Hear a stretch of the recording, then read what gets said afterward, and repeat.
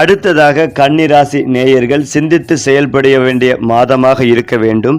தொழிலில் சற்று சிரமம் இருக்கும். வேலைப்பளு அதிகரிக்கும். மேலதிகாரிகளின் அழுத்தம் மன அழுத்தத்தை ஏற்படுத்தலாம். ஆனால் உங்கள் திறமை மற்றும் பொறுமை காரணமாக வேலைகளை வெற்றிகரமாக முடிக்க முடியும். வியாபாரம் செய்பவர்களுக்கு புதிய வாய்ப்புகள் கிடைக்கும். பழைய வாடிக்கையாளர்களிடமிருந்து நல்ல வருமானம் வரும். புதிய முதலீடுகளில் கவனமாக இருங்கள். குடும்பத்தில் சிறிய கருத்து வேறுபாடுகள் ஏற்படலாம். தம்பதிகளுக்கு சற்று சிக்கல் வரலாம். மென்மையான வார்த்தைகள் பயன்படுத்தினால் பிரச்சனைகள் கரையும். பெற்றோரின் ஆலோசனைகளை கேளுங்கள். நண்பர்களின் ஆதரவும் கிடைக்கும். பண விஷயங்களில் சற்று அழுத்தம் இருக்கும். செலவுகள் அதிகரிக்கும். பழைய கடன்கள் சற்று சிரமம் தரலாம். ஆனால் பிற்பகலில் வருமானம் அதிகரித்து மன நிறைவு தரும். சொத்து தொடர்பான விஷயங்களில் சிறு முன்னேற்றம் இருக்கும். ஆரோக்கியங்களில் சோர்வு அதிகரிக்கும். உணவில் கவனம் செலுத்துங்கள். அதிகமாக வேலை செய்தால் உடல்நலம் பாதிக்கப்படும். தியானம், யோகா மூலம் மன அமைதி பெறலாம். அதிர்ஷ்ட எண் 7. அதிர்ஷ்ட நிறம் நீலம். அதிர்ஷ்ட உடை ப்ளூ ஷர்ட். வழிபட வேண்டிய தெய்வம் விஷ்ணு. பரிகாரம் கோவிலில் துளசி மாலை அர்ப்பணிங்கள். மொத்தத்தில் கன்னிராசிக்காரர்கள் எச்சரிக்கையுடன் செயல்பட வேண்டிய நாள். பொறுமை மற்றும் அமைதி காக்கும் பழக்கம் உங்களுக்கு வெற்றிகளை தரும். குறிப்பாக கன்னி ராசி நேயர்கள் உங்கள் வாழ்க்கையில் பொறுமை, ஒழுக்கம் மற்றும் சிந்தனை திறன் மிக முக்கிய பங்கு வகிக்கும். காலை நேரங்களில் சிறிய சிக்கல்கள் தோன்றலாம். பணி தொடர்பாக மேலதிகாரிகளின் கடுமையான பார்வை அல்லது அலட்டனான கேள்விகள் உங்களுக்கு மன அழுத்தத்தை ஏற்படுத்தக்கூடும். ஆனால் நீங்கள் எப்போதும் போல விவரக்குறிப்பாக செயல்பட்டு ஒரே நேரங்களில் பல காரியங்களை திறம்பட மேற்கொள்ளும் திறமையால் அந்த சிக்கல்கள் அனைத்தையும் வெற்றிகரமாக சமாளித்து விடுவீர்கள். உங்களின் பணித்திறனை யாரும் மறுக்க முடியாது என்பதே சிறப்பு. குடும்பத்தில் சிறிய மனக்கசப்புகள் ஏற்பட வாய்ப்புகள் அதிகம்.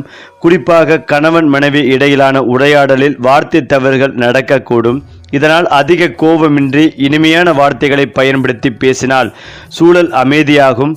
பிள்ளைகளின் கல்வி தொடர்பாக கவனம் செலுத்த வேண்டும். அவர்களுடைய முன்னேற்றம் தொடர்பாக உங்கள் வழிகாட்டுதல் அவசியமாகிறது. பணவரவின் நிலை கலவையாக இருக்கும். எதிர்பார்த்த பணம் தாமதமாக வருவதால் சற்று சிரமம் தோன்றலாம். இருந்தாலும் பழைய கடன் அல்லது நிலுவைத் தொகைகள் திரும்ப கிடைக்க வாய்ப்புள்ளது. புதிய முதலீடுகளை மேற்கொள்வதில் அவசரம் செய்ய வேண்டாம். முதலீட்டுக்கான நாள் அல்ல. செலவுகளை கட்டுப்படுத்தினால் நிதிநிலை பாதுகாப்பாக இருக்கும். ஆரோக்கியங்களில் சோர்வு, தலைவலி அல்லது செரிமான கோளாறுகள் போன்ற சிறிய பிரச்சனைகள் வரக்கூடும். உங்களுக்கு புத்துணர்ச்சி தரும் நடைப்பயிற்சி, யோகா அல்லது தியானம் மிகவும் பயனளிக்கும். ஆன்மீக நடவடிக்கைகளில் ஈடுபட்டால் மன நிறைவு கிடைக்கும். குறிப்பாக கோவில் தரிசனம் அல்லது சுப்ரபாதம் கேட்பது நல்ல அதிர்ஷ்டத்தை தரும். புதிய தொடர்புகள் உருவாகும் வாய்ப்புகள் அதிகம். அந்த தொடர்புகள் எதிர்காலத்தில் உங்களுக்கு தொழில் வளம் மற்றும் ஆதரவை வழங்கக்கூடிய நண்பர்கள் மற்றும் சக ஊழியர்கள் உங்களுக்கு உதவ முன்வருவார்கள். அவர்களின் ஆலோசனைகளை சிறிதளவு கவனமாக கேட்கலாம். மொத்தத்தில் கன்னிராசி நேயர்களுக்கு சோதனைகள் வந்தாலும் நீங்கள் சாம்ராஜ்யத்தை தட்டி எழுப்பும் திறன் கொண்டவர்கள். உங்கள் பொறுமை, சிந்தனை மற்றும் உங்கள் பணி மனப்பான்மை நாளை வெற்றிகரமாக்கும். அந்த வகையில் வரும் 40 நாட்களுக்குள் கன்னி ராசிக்காரர்களுக்கு ஏற்பட போகும் மாற்றங்கள், நன்மைகள், தெய்வ வழிபாடுகள் குறித்து பார்க்கலாம். கன்னி ராசிக்காரர்களுக்கு அல்லது லக்னம் சார்ந்தவர்கள் மிகுந்த பொறுமை காப்பது நல்லது. ராசி லக்னத்திலேயே சூரிய கிரகணம் நடப்பது பொதுவாகவே நல்லதல்ல. காலபுருஷனுக்கு 6ஆம் வீடு என்பது மருத்துவத்துக்கான, எதிரிக்கான, நோய்க்கான, கடனுக்கான வீடு. சூரியன், சந்திரன், கேது இணைவு பொதுவாகவே பாதிப்புகளை கொடுக்கும். தலைவலி, திடீரென கண் உபாதை, கண்ணாடி போடுவது, கண்ணாடி உடைவது, முகம் பார்க்கும் கண்ணாடி உடைவது போன்ற பாதிப்புகள் ஏற்படும். சிலருக்கு எலும்புகளில் பாதிப்புகள் வருவதற்கான வாய்ப்புகளும் உள்ளது. சிறு சிறு விபத்துகள் ஏற்படும். அப்பாவுக்கும் உங்களுக்கும் சிறு சிறு கருத்து வேறுபாடுகள் ஏற்படுவதற்கான வாய்ப்புகள் உள்ளது. தலை முழுவதும் நீர் கோர்த்திருப்பதால் தலைவலி பாதிப்புகள் ஏற்படும். ஆரோக்கியங்களில் மிகுந்த கவனம் செலுத்துவது நல்லது. அப்பா மற்றும் பிள்ளைகளின் ஆரோக்கியத்தில் கவனமாக இருக்க வேண்டும். காலபுருஷனுக்கு 6ஆம் வீடாக இருப்பதால் சனியின் குரூட பார்வையில் சிக்குவதாலும் ஆரோக்கியத்தில் அக்கறையாக இருக்க வேண்டும். தேவையில்லாத சர்ச்சைகள், கருத்து வேறுபாடுகளில் சிக்குவதை தவிர்ப்பது நல்லது. இசையமைப்பாளர்கள், கலைஞர்களுக்கு பெரிய பாதிப்புகள் வரக்கூடிய காலகட்டம் என்பதால் எச்சரிக்கையாக இருப்பதும் நல்லது. அரசியலில் அரசு துறைகளில் இருப்பவர்கள் அரசு ஊழியர்கள் கவனமாக இருக்க வேண்டும். வேலையை விடக்கூடிய சூழ்நிலை, பெரிய பாதிப்பு மற்றவர்கள் செய்த குற்றத்திற்கு மட்டும் வாய்ப்புள்ளதால் கவனமாக இருப்பது அதைவிட நல்லது. பாதிப்புகளிலிருந்து விடுபட விருதாச்சலம் அருகே உள்ள பூவராக சுவாமி கோவிலுக்கு சென்று தரிசனம் செய்வது வருவது உங்களுக்கு நல்ல மாற்றங்களையும் முன்னேற்றங்களையும் ஏற்படுத்தி கொடுக்கும். அங்குள்ள வேத விற்பனர்களுக்கு பிராமணர்களுக்கு செம்பு பாத்திரம், கோதுமை, வெல்லம், தச்சனை வைத்து தானமாக கொடுப்பது உங்கள் வாழ்வில் அற்புதத்தை ஏற்படுத்தி கொடுக்கும். அது மட்டுமில்லாமல் நவராத்திரியின் புனிதமான முதல் நாளில் உருவாகும் சிறப்பான நவ பஞ்சம ராஜயோகம் பல ராசிக்காரர்களுக்கு நன்மைகளை தரும் வாய்ப்பாக இருக்கிறது. குறிப்பாக மகரம், தனுசு, கன்னி ராசிக்காரர்களின் வாழ்க்கையிலும் புதிய சாதனைகள், செல்வ வளம் மற்றும் சமூக அந்தஸ்து உயர்வு ஏற்படும்.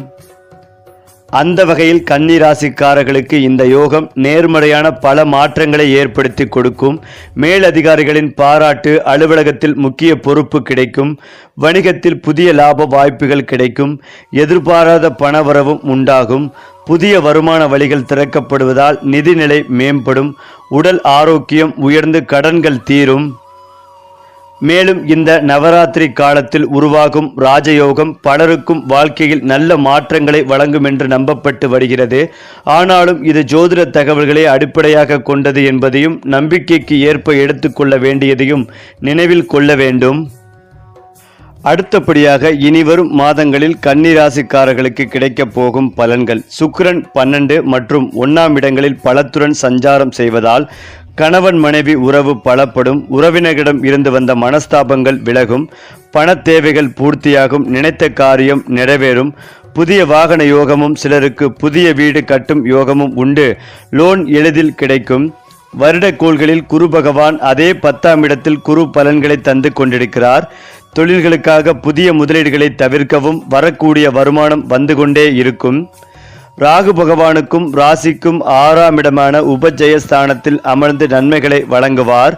வெளியூர் பயணங்களால் ஆதாயம் பெறுவீர்கள். புதிய சொத்துக்கள் வாங்கும் அமைப்பும் உண்டு. பூர்வீக சொத்து பிரச்சனைகள் தீரும்.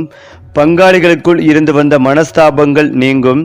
12ஆம் இடமான விரயஸ்தானத்தில் கேது இருப்பதால் ஆன்மீக எண்ணங்கள் மேலோங்கும். ஆன்மீக பயணங்கள் மேற்கொள்வீர்கள்.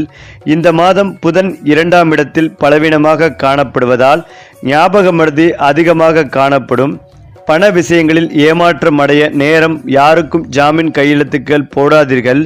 பங்குச்சந்தை, ட்ரேடிங், ஆன்லைன் வியாபாரங்கள் நஷ்டத்தை உண்டு பண்ணும். கவனம். இந்த மாதம் சூரியனும் பலவீனமாக காணப்படுகிறார். இதனால் அரசாங்க பகைகள் வரக்கூடும். யாரையும் தேவையின்றி பகைத்து கொள்ளார்கள். தந்தை மகனுக்குள் வாக்குவாதங்களை தவிர்ப்பது நலம்.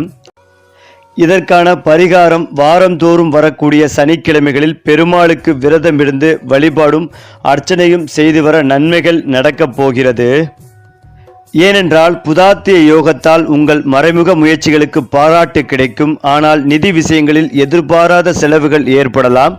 தொழில் ரீதியாக மிதமான முன்னேற்றம் இருந்தாலும் உறவுகளில் பொறுமை அவசியம்.